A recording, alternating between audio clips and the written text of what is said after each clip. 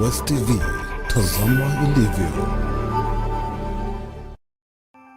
What is mathematics? When I was growing up, I had difficulties in solving mathematical problems. The vocabulary of mathematics is basically numbers and signs. Let me show you how. The mastery of mathematics revolves around this triangle, where at the top apex we have the tables. The tables work on the 10 numbers that we have in mathematics. 0, 1, 2, 3, 4, 5, 6, 7, 8, 9. These are the only numbers that mathematics holds. And the tables are tables of multiplication, tables of addition, tables of subtraction and division. We have so many formula, and formula is like a key. Problems in mathematics, which if you don't have the formula, you cannot solve them. Such problems can be like finding areas of circles. And so without a formula, there are problems in maths that you can't do. Then when we come to the computing, that is where the blood life of mathematics is. Because there's no problem in mathematics that will be solved without either adding or subtracting or multiplying or dividing. One may wonder the difference between the tables and the computing science. They are interrelated. First, you must know the tables so that you can know how to compute a problem like, say, 98 times 92. Westv, tazama ilivyo.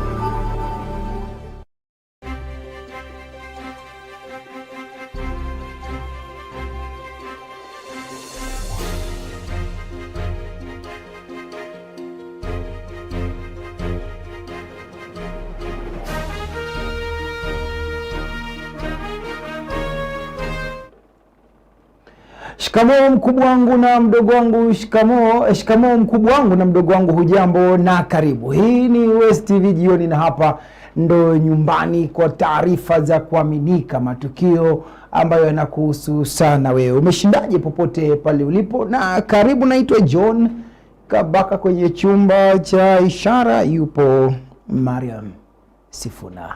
Karibu tuandamane naye kuanzia sasa hadi baadaye. Jopo la majaji watatu limetoa uamuzi kwa ushuru wa nyumba ni halali na unastahili kuendelea kutolewa na Wakenya. Majaji hao watatu, Jaji Olga Sewe, Jaji John Chigiti na Josephine Mungare, wameshikilia kuwa sheria ya kutoza ushuru wa nyumba ulifuata taratibu zilizostahili, ikiwemo kuhusisha umma, na hivyo haikukiuka katiba kwa vyovyote vile. Uamuzi huu sasa una maana kwamba Wakenya wataendelea kulipa ushuru wa nyumba kila mwezi. That have been denied, violated, infringed or threatened. Secondly, whether the petitioners identified the articles of the Constitution alleged to have been denied, violated or infringed. And thirdly, whether the petitioners identified the actors responsible for the denial, violations, or infringement alleged. The petitioners were of a contrary view, and they asserted that this court does have the jurisdiction to hear and determine the petitions, and they anchored their submissions on Article 165 3D, subarticles D1, D2, and D3. They also relied on the ruling of the court delivered in this matter. We further cite the decision in the Council of County Governors versus the Attorney General by the mastivo judge, as he then was, and I will not read that, but we have lifted a bit of the ruling on the general presumption that every act of parliament is constitutional and the burden of proof lies on every person who alleges otherwise. Further, in the East African Court of Appeal, in the case of Danambo versus the AG, the court held that the Constitution is a living instrument, having a soul and a consciousness of its own.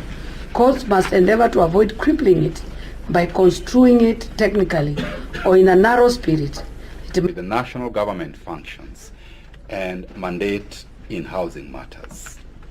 The respondents also asserted that the functions and objective of the board do not encroach upon the operational scope of the county governments, and that the functions and housing policy is a function of the national government under Part 1 of the 4th schedule of the Constitution. Gavana wa kaunti ya Bungoma Kenneth Makelo Lusaka ameitaka serikali ya kitaifa kuangazia kwa kina maslahi ya wawakilishi wadi ili kuwawezesha kufanikisha miradi mbalimbali katika wadi zao. Eric Wechabe Lumbasi na taarifa hiyo kwa kina. Akizungumza kwenye ufunguzi wa michezo ya mabunge katika uwanja wa Masinde Mliro eneo la Kanduyi, Lusaka amehoji kwa marupurupu yao yanastahili kurejeshwa na usalama wao pia kudhibitiwa. Mnajua kwamba wakati nimekuwa speaker wa Senate, I was a champion, I was your patron. Na kuna mambo mengi sana ambayo tumezungumzia. I hope that the current government will be able to carry them forward. One of them is autonomy of the county assemblies in matters finance. Ya pili is to approve to restore the sitting allowance during plenaries for the members of the county assembly. It was there. I want to urge the government to ensure that we restore this. Number 3, also to approve the pension for members of the county assembly and the speakers when they retire, because all other cadres are getting these benefits. So we are hoping that even MCAs who play a critical role in the management of affairs of this country are important, because to kill up about 7 counties, the entire nation is here. Security of MCAs imeanza kuregea kidogo. We have had cases where MCAs have disappeared only to be found after a number of days wakiwa wamewawa. So we want to ask that we ensure security for members of the county assembly. Katibu wa bunge la kaunti ya Bungoma Charles Wafula amesema kaunti hii imejitolea kuhakikisha michezo hiyo inafanikishwa, akisema ina manufaa makubwa kwa kazi wa kaunti hii. We are confident that you will find Bungoma to be not only a place to compete but also a place to unwind and enjoy. Ladies and gentlemen, I must take this opportunity to thank our county leadership led by His Excellency the Governor for their commitment to ensuring that our infrastructure is ready and functional. The collaboration between the county executive and the assembly has made it possible to develop high-quality sports facilities and amenities. This teamwork reflects our dedication to creating opportunities that foster growth, unity and prosperity. Eric Lumbasi, Westv, kaunti ya Bungoma. Kampuni ya mawasiliano ya Safaricom kupitia wakfu wake wa M-Pesa imewekeza shilingi milioni 110 kujenga madarasa 42 kwa shule ya Kabiefu na ile ya Mkuyuni katika kaunti ya Trans Nzoia ili kupiga jeki viwango vya masomo katika kaunti hiyo. Mike Sifuna Msikoyo anatuarifu kwa kina. Kupitia mradi huo, shule ya msingi ya Kabiefu itanufaika na madarasa 18 kuanzia kiwango cha chekechea hadi sekondari msingi na ukarabati wa afisi za shule na ujenzi wa jikoni. Tukienda kwa early education, early childhood education, tutajenga madarasa 3 na pia tutaequip. Tukienda katika grade 1 up to 6, tutajenga madarasa 12. Tukienda katika junior school, hapo tutajenga madarasa 3 ya junior school. Kulingana na mwenyekiti wa wakfu M-Pesa Joseph Ogutu, mradi huo wa shilingi milioni 55 katika shule ya Kabiefu pia unajumuisha ujenzi wa kituo cha kidijitali kitakachowasaidia kuandaa wanafunzi kwa fursa za kazi zinazoambatana na teknolojia ya kisasa. Ni program ambayo tunayo katika M-Pesa Foundation na Safaricom Foundation ambayo inaitwa Citizen of the Future.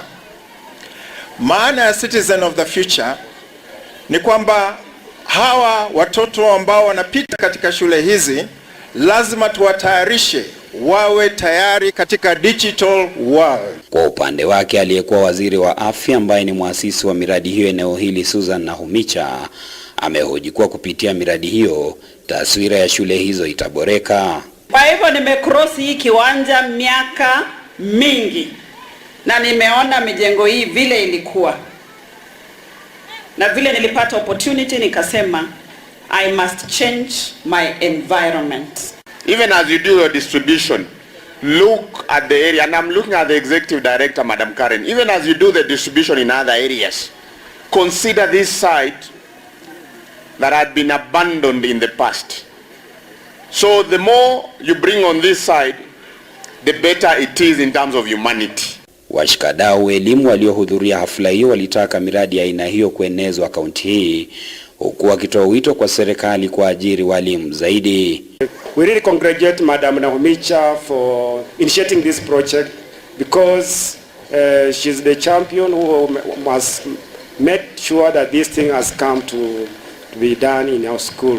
Muingie huko upande mwingine, maana pia huko kuna mabuilding. Ukitembea huko kwanza huko ndani utapata bado kuna madarasa iko na matope, bado wanamala chini. Kwa sababu madrasa ya junior school utapata na walimu wawili ama watatu. Kwenye shule ya msingi ya Mkuyuni, wakfu huo pia uliwekeza shilingi milioni 55 kujenga madarasa 28 na afisi za shule hiyo. Mike Mskoyo, Westv kutoka wadi ya Sihendu, eneo bunge la Kiminini, kaunti ya Trans Nzoia.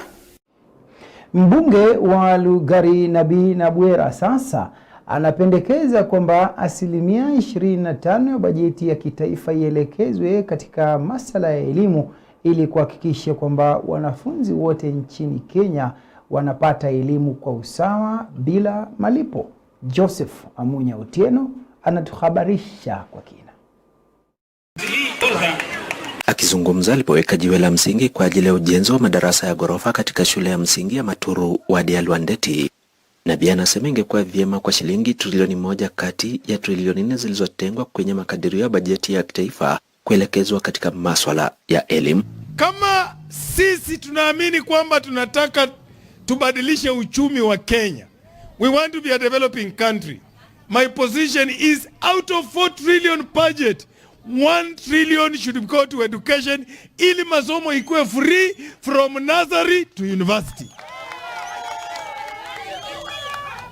China ina watoto milioni 400 kwa shule na wanalipia karo. Serikali inalipa karo. Aidha, Nabii ambaye pia ni mwanachama wa kamati ya elimu katika bunge la kitaifa amewataka viongozi kupunguza joto la kisiasa kufuatia hatua ya kung'atuliwa afisini kwa naibu rais Rigathi Gachagua na badala yake wawape watainiwa mwaka huu muda wa kufanya mtihani wa kitaifa katika mazingira tulivu. Lakini nataka niseme hivi kwa wenzangu wanasiasa, watoto wanataka kwenda kwa mitihani, hatutaki hofu, hatutaki waziwazi, siasa imetosha. Wacha tuachie koti ya hiyo ingine, sisi tupambane na maendeleo. Nami naambia rais, tuliona ugumu ulikuwa nao. Fahari wawili hawawezi kukaa katika zizi moja. Sasa tumeondoa fahali moja, wewe fanya kazi yako. Letea sisi maendeleo. Vilevile mbunge huyo ameendelea kukosoa mfumo mpya wa ufadhili wa elimu ya wanafunzi wa vyuo vikuu. Nataka niulize kamati ambayo imechakuliwa na rais kuangalia mambo ya funding ya university, niwaambie kwamba hiyo model imeshindikana. 1, we must change the bands from 5 to 3. Number 2, wauzishe assistant chief ndiye anajua mtoto maskini na mtoto tajiri. Mtu huwezi kuwa unaishi huko Nairobi, unakaa kwa meza na kompyuta na unasema wale wa Mayoyo wako na pesa mingi, wale wa Lwandeti wako na pesa kidogo, wale wa Maturu ni matajiri. Ulijua aje? Joseph Amunyotieno, Westv Lugari, kaunti ya Kakamega. Serikali ya kaunti ya Vihiga imetia saini mkataba wa maelewano na shirika la Wash Alliance Kenya ili kuimarisha usafi wa maji katika kaunti hiyo. Sheldon Asakholo ametuandalia taarifa hiyo. Miongoni mwa kaunti zinazoendelea kukumbana na athari za magonjwa yaliyosahaulika kama vile kichocho, minyoo miongoni mwa mengine, magonjwa haya yakidaiwa kusababishwa na viwango vya chini vya usafi miongoni mwa wakazi kama vile ukosefu wa vyoo. Focusing on neglected tropical diseases. This is an area of very concern to us.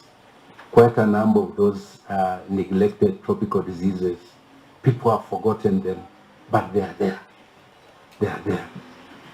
People will tell you that, in Vihiga, don't talk about jiggers, because people believe that, we don't have problem. But I can assure you, if you go in the villages, you will find jiggers as a big menace.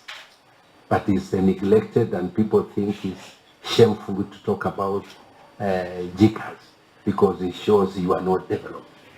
But I think it's an area we need to focus on.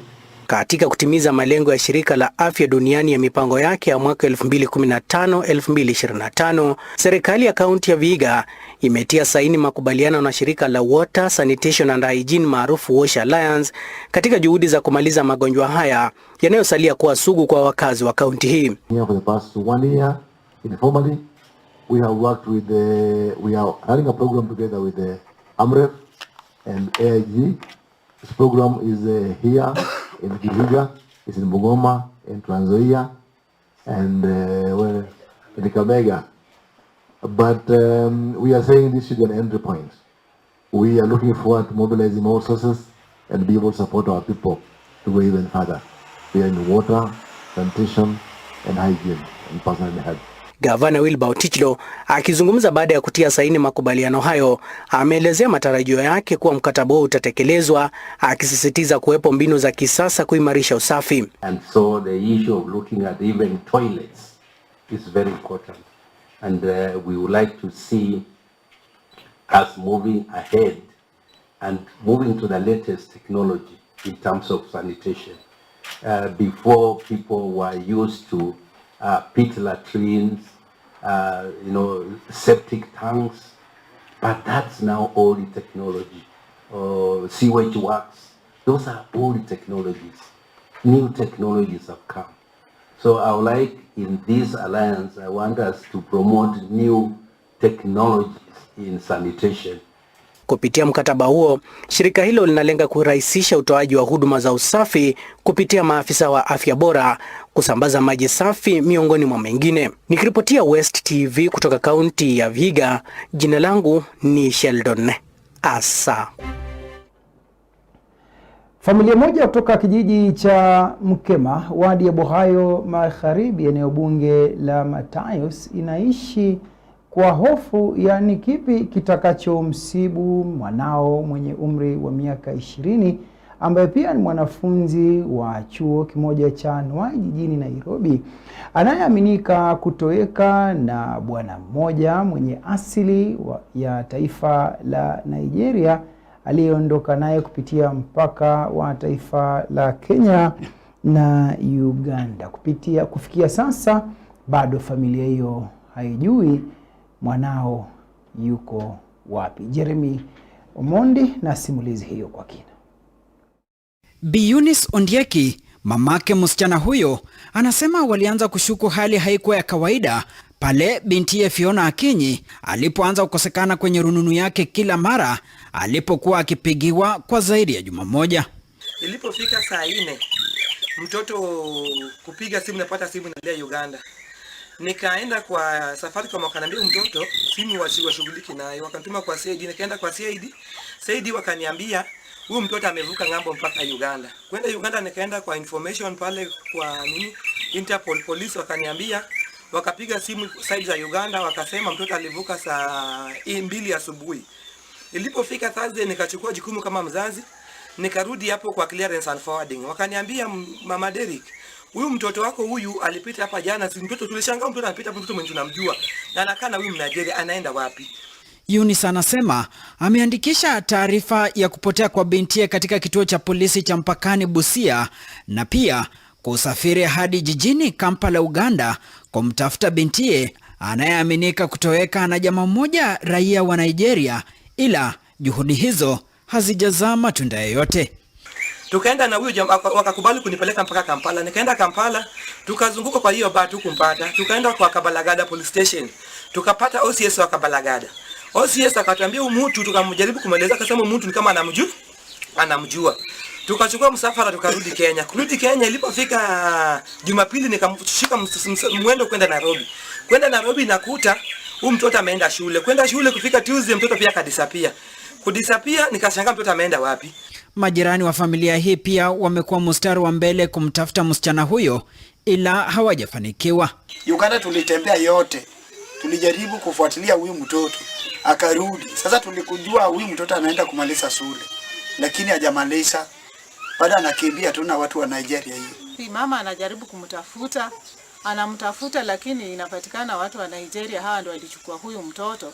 Ndio wanatumia huyu mtoto. Na huyu mtoto anafaa kuwe kwa shule. Huyu mtoto hajafanya mitihani zingine zenye anastahili kuzifanya. Huyu mama anahangaika, anatafutia watoto wake, ni single mother. Sisi single mother tunaomba usaidizi kutoka kwa serikali. Kwa sasa Eunice anaviomba vikosi vya usalama kumsaidia kumtafuta Fiona. Kutoka kijijini Mukema, wadi ya Bohayo Magharibi, eneo bunge la Matayos, kaunti ya Busia, naitwa Jeremy Omondi. Madereva na watumizi wengine wa barabara wametakiwa kuwa uangalifu na kutotindi ili kupunguza visa vya ajali za barabarani, hasa katika barabara ya kutoka Webuye kuelekea Kitale na ile ya Webuye kuelekea Eldoreti. Edwin Sasaka na taarifa hiyo kikamilifu. Akizungumza kwenye mkutano wa kuhamasisha wananchi kuhusu masuala ya trafiki, kamanda wa trafiki eneo la Webuye Idris Alkano amesema mvua huchangia visa vya ajali, akiwataka madereva kuwa waangalifu. Ingine ni weather, kama saa hii tuna experience weather ya kwamba anytime inanyesha. Wakati gani ambaye accident inatendeka sana? Ni wakati ni iko dry ama ni wakati iko mvua? Wakati ya mvua paka hiyo ni cause ya accident. Tuwe waangalifu kabisa. Tutumie nini ile taa ya gari nzuri. Tujaribu kuangalia tires yetu ya gari iko na thread yake ndio ikuwe nini pale. Tusijaribu kukonga potholes kwa sababu maji imejaa nini pale, spring yetu ya gari ifunjike, then mechanical problem itendeke pale.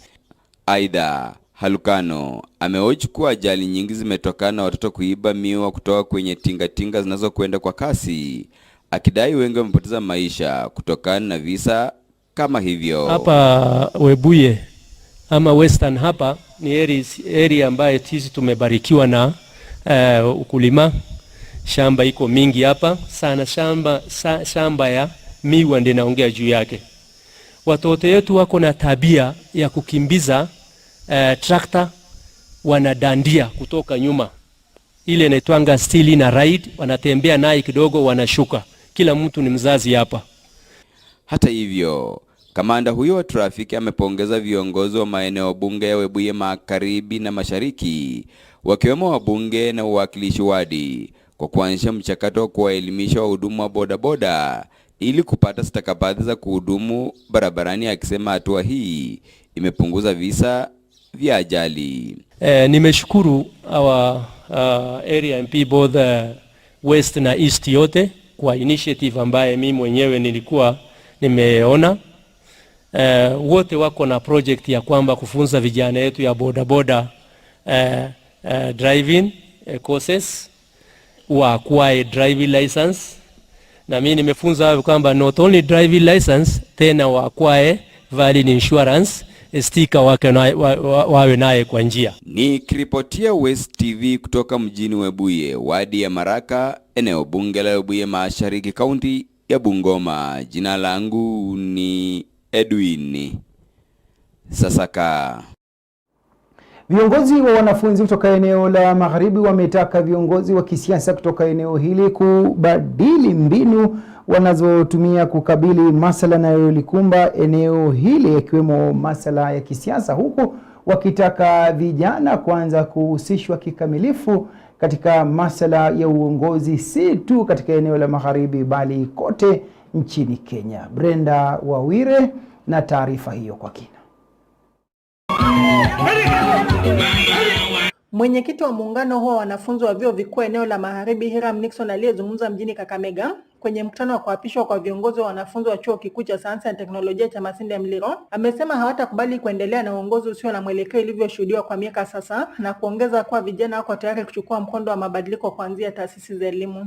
We have come together to declare that we want to change the type of leadership we have been experiencing, and not only in our tertiary institutions but all other institutions zenye ziko, those are universities, colleges. We want to change the political landscape that is within the youthful and utilize the resources that we have in our community to make sure that we are taking youths in another level. Also, we want to say that to request the leaders who are leading Mulembe to change the way they are addressing our communal issues. We will not afford to be confused the way they have been confused from time immemorial. Even if the top leadership of Mulembe community in Western Kenya will not sit down to discuss our affairs, we want to ask all the youths and leaders who like-minded to come. Mesisitizwa na kiongozi mwenzake wa chuo cha Masinde Muliro, Vanessa Onzere, baada ya kuchaguliwa waziri wa elimu wa chuo, alieleza kuwa ameanzisha mikakati ya kutafuta umoja wa viongozi katika vyuo vyote nchini kwa nia ya kubadili uongozi wa kesho. Kama vijana tumekuja kujumuika hapa kwa sababu moja, ni jukumu letu kuhakikisha viongozi ambao tunawachagua. Vijana we make up a very big percentage of the number of voters.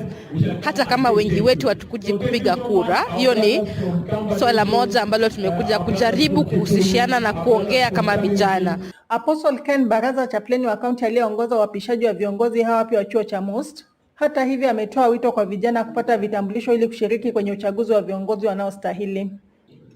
Western region, as a young generation that I am praying and fasting and advising, we should not allow to be kept in a basket whereby we protect the wealth that has been stolen, singing songs on the road and doing everything, but you do not have a vote in your pocket. Brenda Wawire, Westv, mjini Kakamega. Hebu tafakari hili mtazamaji. Gari linamgonga mtu mmoja na kumuua papo hapo, na baadaye kupoteza mwelekeo na kuigonga nyumba na kuwaumiza watu wengine wawili waliokuwa katika nyumba hiyo. Thaddeus Wachie anaendeleza taarifa hii. Kulingana na walioshuhudia ajali hiyo, gari hilo lililokuwa likiendeshwa kwa mwendo wa kasi na kijana ambaye hajahitimu umri wa kuendesha gari lilipoteza mwelekeo na kumgonga kijana aliyekuwa akitembea barabarani na kisha kugonga ukuta wa nyumba uliowaangukia watu wawili waliokuwa ndani ya nyumba hiyo. Hii gari ilikuwa kwa mwendo kasi sana, ambapo imeng'oa mtu mmoja na ambapo amekufa, nikaenda kabomoa nyumba, watu walikuwa ndani ya nyumba pia wakaumia kwa majeraha. Wakati gari ilikuja ikafika kwa pambu ya kwanza, ikarusi control, ikaruka. Pambu ya pili vile iliruka, huyu marehemu mwenye amekufa akaiona wakati ilikuja na speed, akajaribu kuepa akiepea kwa hii posti ya stima.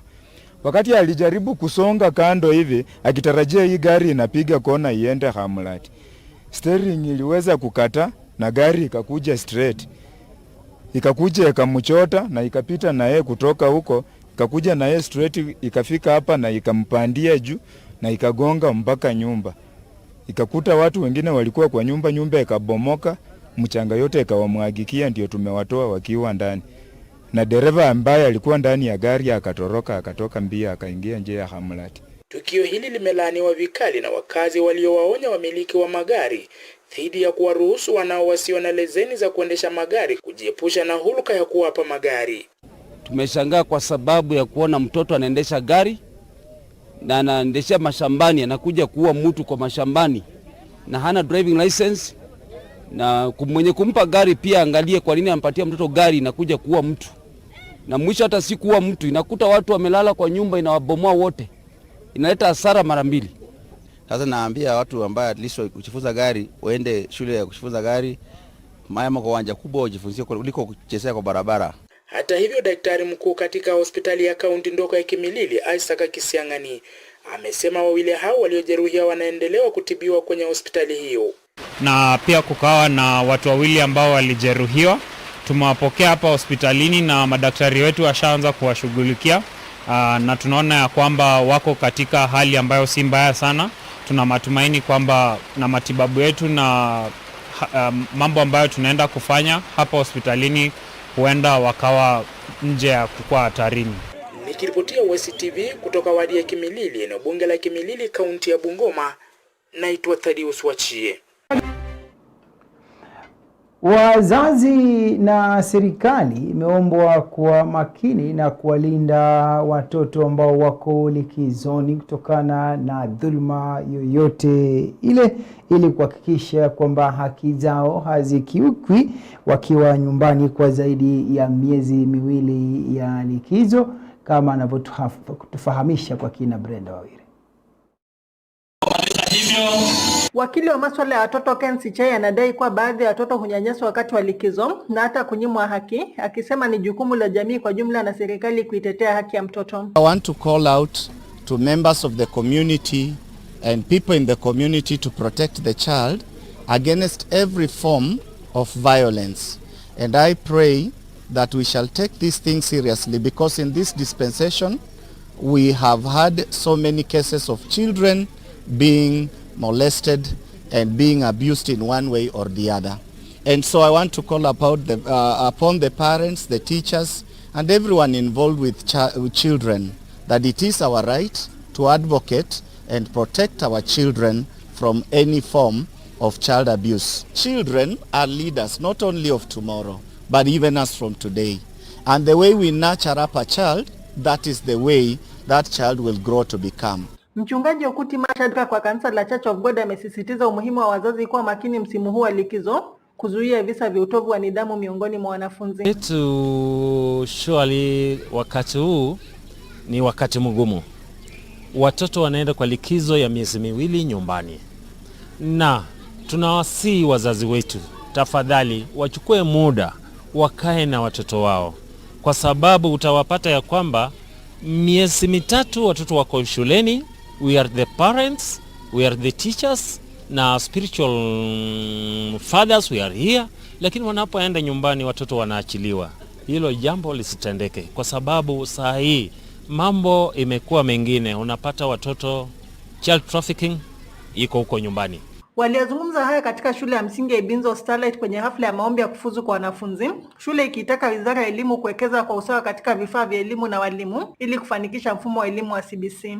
The new CBC curriculum, because it is a curriculum that requires a lot of support and learning materials. So being a private, we have to go back to our parents who sometimes they are not able to support, but we have to scratch a bit harder so that we get the materials and move on with the program. Brenda Wawire, Westv kutoka Ibinzo, eneo bunge la Lurambi, kaunti ya Kakamega. Hali ya huzuni imetanda katika kijiji cha Chebukaka, eneo bunge la Kapchai, kaunti ya Bungoma, baada ya mwanamke mmoja mwenye umri wa miaka 47 kwa jina Beatrice Akwenda kuuawa kwa kudungwa kisu mara kadhaa na mumewe. Kulingana na Faith Imbwana, mamake alikuwa na uhusiano na mwanamume huyo kwa muda na baadaye kuachana kufuatia mzozo wa kinyumbani. Walioshuhudia kisa hicho aidha wanasema kwamba mshukiwa alidai kwamba marehemu aliuza pikipiki yake na kutumia pesa zote. Mwanaume fulani anaitwa Timo ameuawa asubuhi kitu saa 1. Sasa Tuliamka tu tukafungua mlango, kwanza kutayarisha wadogo kwenda shule. Tukashtukia mtu ameingia kwa nyumba na kubisha. Venye tulienda kuangalia, tukapata ni mwanaume fulani anaitwa Timo. Huyu Timo walikuwa wanajuana na mama, lakini kafika mahali wakakosana, wakapart ways. Sasa leo ndiye amekuja kwa nyumba asubuhi, atuishi na yeye kwa muda. Ndiye amekuja asubuhi na akaanza kuleta kisirani, na venye tulikuwa tunatetea mama, akadunga sister yangu kisu ya tumbo. Alafu venye mama alitoka kuangalia sister yangu penye ameenda, na huyo naye akamfuata mbio akamdunga paka akakufa on the spot. Kuamkia asubuhi ya leo, sijui mawindo ambayo alikuwa na winda huyo mtoto yangu wa kiroho kanisani, na ni hivyo imefanyika. Sinzi imefanyika, tunaomba serikali, kwa maana yeye ni mzima, serikali ingilie ndani itusaidie, kwa maana amewacha watoto, na mtoto mmoja huyu mkubwa Fei na paso ya kwamba anashughulikiwa kwenda ng'ambo. Huyu mtu ni kama alikuwa usiku akimuinda usiku, lakini kwa sababu hakufaulu, milango ilikuwa imefungwa, ikabidi tu angoje paka asubuhi ili watoto wanapoenda shule ndio akamshikia pale.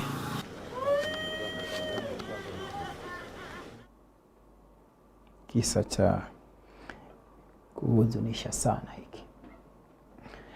Mamia ya waombolezaji wamejitokeza kwa wingi kuifariji familia ya Jessica Nasimiu aliyeaga dunia akijifungua katika hospitali moja baada ya kuvuja damu nyingi. Egri Otindo na simulizi hiyo kwa kina. Marehemu Jessica Nasimiu ikiongozwa na mumewe na wanao wamesikitika kumpoteza mpendo wao aliyeaga dunia alipokimbizwa hospitalini baada ya kuhudumiwa na mkunga. Ibada ya mazishi ikiongozwa na kanisa la African Israel Nineve eneo la Makunga. Mama alituacha kwa huzuni. Tulijua mama ataenda kurudi, lakini hakurudi. Sidhani kama naweza pata demu kama huyo mwenye kwa nimeoa. Na matatu. Hakuna. Na aliniambia vile ninajisikia saa hii, sikisikii vizuri. Kwa vile ninatapika ni kama mtoto mwenye ako kwa tumbo yangu. Nywele imekuwa kubwa sasa, masaa yake ni kama inafika ya kujifungua. Na mke wangu tangu aanze kuenda kliniki aliendanga Karima.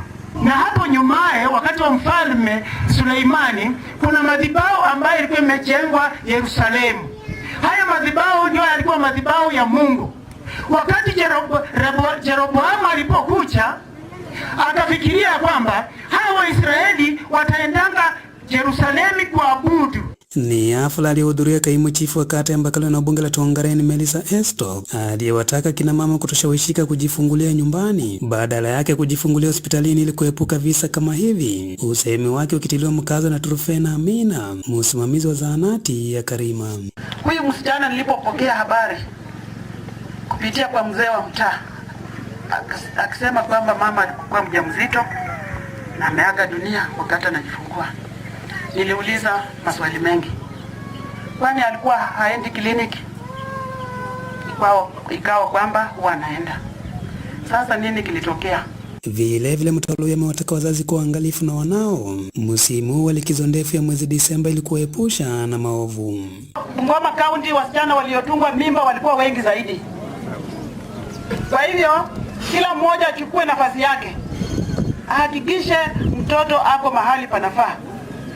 Kwa vile mvua inaendelea kunyesha hivi, waambie watoto wafanye kazi shambani, wasaidie mama jikoni, wengine wachunge ng'ombe, ili wasiwe wanakaa bure bila kufanya kazi yoyote. Nikiwa Lusoko eneo bunge la Tongareni kaunti ya Bungoma, Otindo Agri, West TV. Aliyekuwa rais wa Peru Alejandro Toledo amehukumiwa kifungo cha miaka 20 jela baada ya kupatikana na hatia ya ufisadi alipokuwa madarakani. Nixon Simiu na taswira kimataifa. Mahakama ya Peru imemhukumu aliyekuwa rais wa taifa hilo Alejandro Toledo kifungo cha zaidi ya miaka 20 jela kwa kupokea hongo ya mamilioni ya dola kutoka kwa kampuni ya ujenzi ya Odebrecht iliyokumbwa na kashfa ya Brazil. Mahakama ya juu ilikubali kifungo cha jela kilichopendekezwa na mwendesha mashtaka katika kesi iliyohudhuriwa na Alejandro mwenyewe mwenye umri wa miaka 78 ambaye aliongoza taifa hilo la Amerika Kusini kati ya mwaka 2001 hadi mwaka 2006. Toledo alishikilia kuwa hana hatia na kuomba kusamehewa, akisema ana matatizo ya saratani na moyo. Innocente. Mahakama iligundua kuwa alipokea hongo ili kubadilishana zabuni ya kujenga sehemu mbili za barabara kuu ya kimataifa inayounganisha pwani ya Pacific ya Peru na pwani ya Atlantic ya Brazil. Toledo ni mmoja wa marais kadhaa wa Peru waliohusishwa katika uchunguzi mkubwa unaolenga kundi hilo ambalo lilikiri kulipa mamilioni ya hongo kwa maafisa wa Peru kati ya mwaka 2005 na mwaka 2014. Nixon Simiyu, Taswira Kimataifa. Unaendelea kutazama Westv Jioni, na asante sana kwa wale wote wanaofuatilia taarifa zetu kwa sasa. Asante sana Paulino Chami unafuatilia, shukran sana. Tunashukuru Milton Wafula unatazama vile vile ukiwa kule Chiliba. Asante sana Papa Chris Nyongesa, na vile vile nawe unafuatilia Mlonge Lansha. Asante sana, na Ahonya Mark pia hawa wanafuatilia na kusema nasi. Wanasema siku zote usimtafute mke kwenye sherehe, usiende mbali. Tunarejea na kapu na vile vile tutadana viwanjani.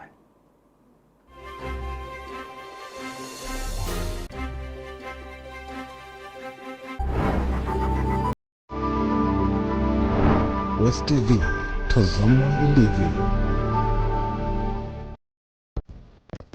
Karibu Westside Hotel, inapatikana katika mandhari mazuri yenye hewa safi milimani mjini Kitale. Hoteli ya Westside ina chumba cha mikutano kilicho bora.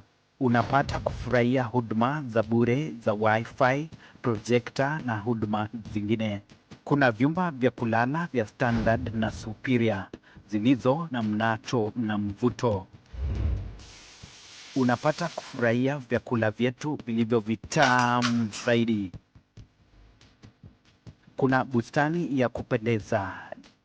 Kwa vinywaji vya aina zote, tembelea jumba la vinywaji kukata kiu. Dimbwi la kuogelea na eneo la kuegesha magari.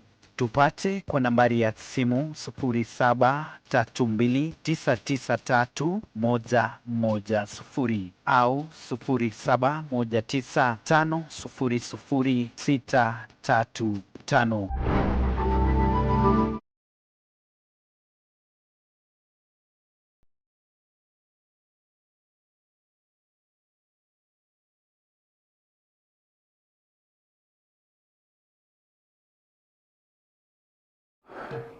Haya, karibu sasa tuangazie kapu la uchumi. Kuandaliwa kwa michezo baina ya mabunge katika kaunti ya Bungoma kumenogesha sana biashara katika gatuzi hili, na kama anavyotuarifu sasa Eric Wechabe Lumbasi, sekta mbalimbali zimeonekana kupata wateja maradufu. Wamiliki wa hoteli wametaja kunufaika na michezo hiyo, wakisema wamepata fursa ya kuwauzia vyakula tofauti wateja kutoka maeneo tofauti ya taifa, wakisema wamepata faida, huku wanaouza bidhaa zingine pia wakifurahia. Ningependa kusema michezo kama haya yameweza kunufaisha local residents kwa kutuletea wageni kutoka kaunti mbalimbali. Wamekuja kusample foods zetu za Bungoma County na pia kuvisit our areas so that they can even see how our county is developing. More so, the local business community inanufaika because the more the visitors, the more the business. Tumekuja kuwakilisha mchezo ya kasa kutoka Narok County na kusindikisha wachezaji wetu pamoja na gavana wetu. Katika biashara tunaona sio mbaya. Kama sisi wa Masai tunakuja kuwakilisha culture yetu, kwa sababu lazima tuimbe, lazima tufae, na pia Narok County wamekuja kuwakilisha vile mavazi yao pamoja na tamaduni yao. Ni kauli iliunga mkono na wamiliki wa vyumba vya kulala waliohoji kuwa kufikia sasa vyumba vyote vimejazwa na wateja, wakisema wawekezaji zaidi katika sekta ya vyumba vya kulala wanastahili kuwekeza mjini Bungoma. Wacha biashara mahoteli peke yake, mpaka nyumba za watu, personal homes wameweka ndani, watu imekuwa accommodation facilities. People have converted their residential houses into accommodation facilities, and that's a fantastic idea for the economy of Bungoma. So this time round I can say we have done tremendous job in terms of business wise as a county, and investors should come in and put up more hotels. Now they can see for themselves. They can see.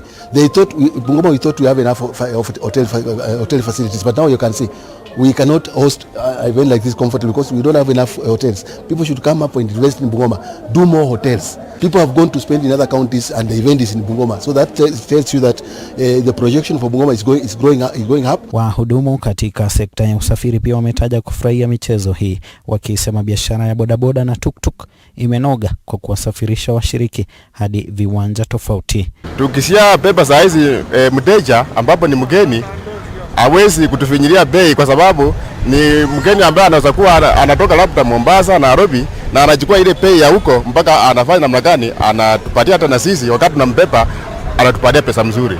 Kwa hivyo mimi ninashukuru sana. Kwa hivyo ikiwa itaendelea mpaka wiki moja ishe, mimi naona hata sasa mwili yangu itanaona. Kaunti ya Bungoma pia waje tufurahie kwa niaba ya wana bodaboda na watu wa tuktuk na hawa watu wa magari wakifanya biashara ya kubeba watu. Tumeona hata kuanzia leo bei tulikuwa nayo imepanda kidogo kwa ajili tuko na wageni. Najua ni mpongezi kubwa kabisa kwa sababu tulikuwa na Madaraka Day Bungoma County. Round hii tuko na inajiita Kasa. Tunashukuru sana. Eric Lumbasi, Westv, uwanja wa michezo wa Masinde Mliro, eneo la Kandui, kaunti ya Bungoma.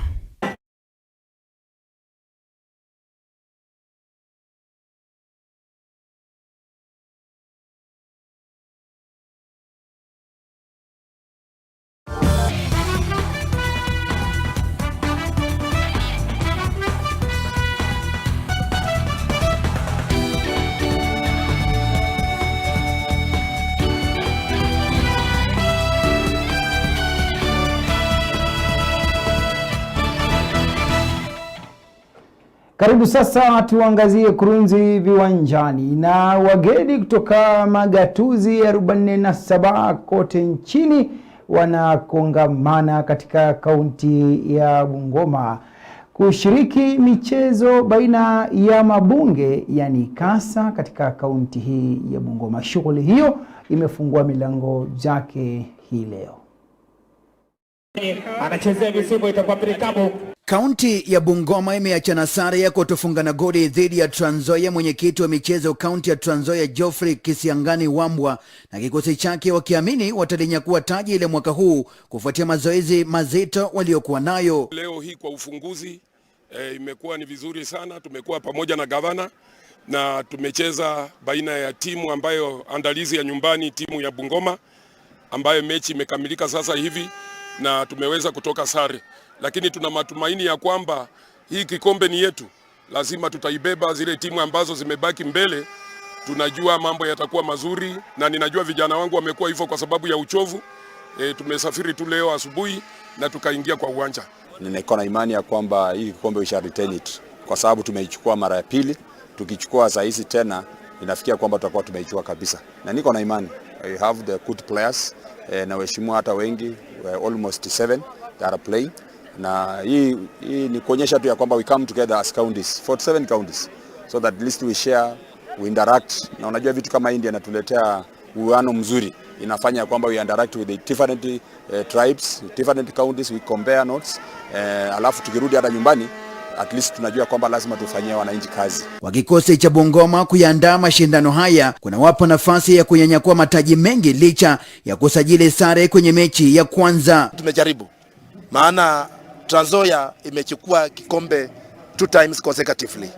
So hao ndio champs wa michezo yetu miaka miwili mfululizo. So wakikutana na Bungoma ambaye mwaka jana tulikwama kwa quarters, unaona ya kwamba mara hii niko na timu. na nataka kuambia kwamba mara hii tunaweka kikombe, tunaiweka hapa, haiwezi kuja na ikaweze kutoka mikononi mwetu kama timu Bungoma. Toka sare na mabingwa watetezi si rahisi. Namuona mchezo umekuwa mkali sana. Na kwenda mbele kesho natumai tutacheza na Taita Taveta na Kiambu. Tutajaribu kufanya some changes especially kwa safu yetu ya striking. Na tunataka kupromise watu wa Bungoma kwamba tutawaletea results mzuri kesho. We have hosted the Kasa Games in Bungoma County. And the one thing tuna promise watu wa Bungoma ni kwamba we cannot host and lose. We have a minimum threshold. We host and win, not host and lose. So watu wa Bungoma tunaomba mkuwa nasi, mtuombe. Tumeenda draw na Trans Nzoia. They have won 2 consecutive Kasa Games and we have gone for draw. This is a sign that us hosting is a sure sign that we are going to win.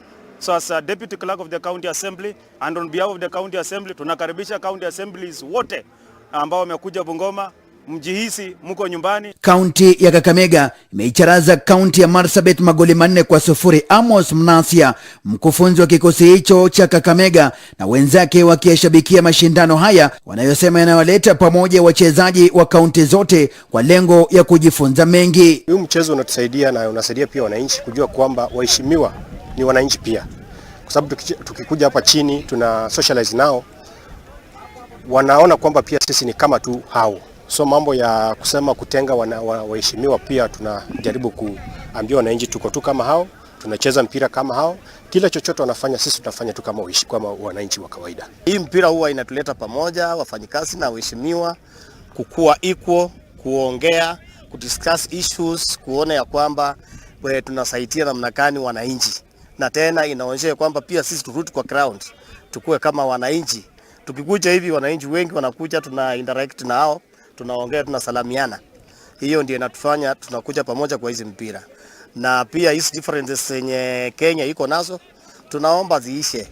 Ndio watu wapaki Kenya moja, ndio president akuwe na easy time, hata mambo ya maunduati na hii ingine yote isimamishwe. Kaunti ya Siaya nayo imeibebesha Mombasa gunia la magoli 3-0, na kwao mashindano haya yanachangia uwiano na utangamano nchini, kando na kuviimarisha vikosi vinavyoshiriki. So these games generally very good for the counties, for the country, cohesion of all county assemblies, whether you come from whichever region. So hapa tukiwa tunacheza, tuko pamoja. Hata tukiambiwa tusiguse mlima tunagusa na mlima wa kusawa, because tunaleta ile urafiki kati ya the country as a whole. So it's very unifying and that's what we are excited about. Football ilikuwa invented kule kwetu Nyanza. Nyanza kuna wale watu tunajua, kuna kina Origi, kuna Peter Dao, kuna kina Bismarck, kuna kina Madingu na pia kuna kina Diala. So tuko hapa na tukirudi kwetu lazima turudi na kikombe. That is something that we promised the people of Siaya. Played football and we were playing with Mombasa 001. They have managed to get 0-0, but 1 is missing. So we've done 3-0. So Siaya has scored 3-0. You can see waheshimiwa are here. These are elected member of county assemblies, and we are here that sometimes just, we just want to let it go and enjoy. Main reason why we are playing is to have one Kenya, where tunaweza guza mlima venye tunataka, wao pia wanaguza ziwa, unaelewa?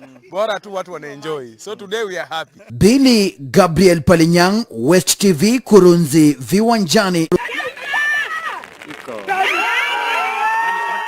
Mwelekezi wangu Kevin Arab Kibeta ananiambia nikunje jamvi la Westv Jioni usiku wa leo, lakini ananipa ruksa ya kusoma rafa 1-2 kama zipo.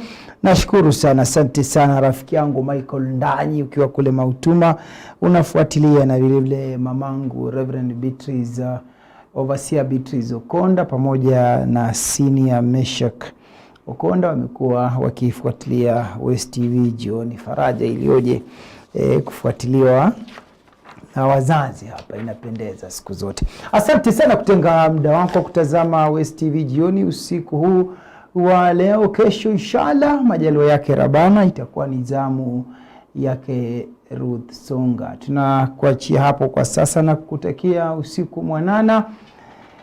Mwelekezi ama anayenisaidia kuziwasilisha taarifa hizi kwa lugha ishara amekuwa ni Mariam Sifuna.